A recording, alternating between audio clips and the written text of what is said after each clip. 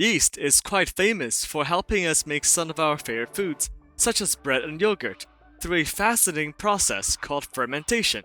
Without the help of those microbes, our diet and late-night pubs will get a lot more boring. So, in this video, we'll go over what fermentation even is, how it works, and where it is used.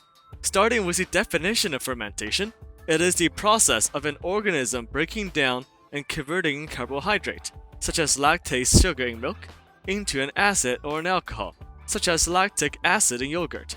This whole process is anaerobic, meaning that it doesn't require oxygen as long as there is sugar present.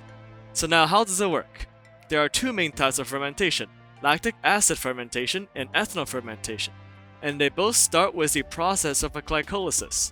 Through this process, a sugar is broken down while releasing energy for the organism to harvest, leaving behind two pyruvate molecules.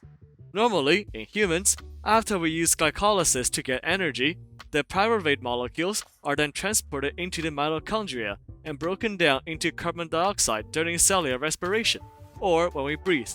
But during fermentation, the pyruvate molecules don't get used for cellular respiration, as they are used to make other compounds.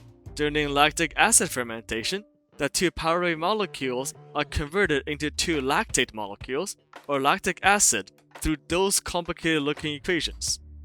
And during ethanol fermentation, the two pyruvate molecules are converted into two ethanol molecules through this other complicated-looking equation.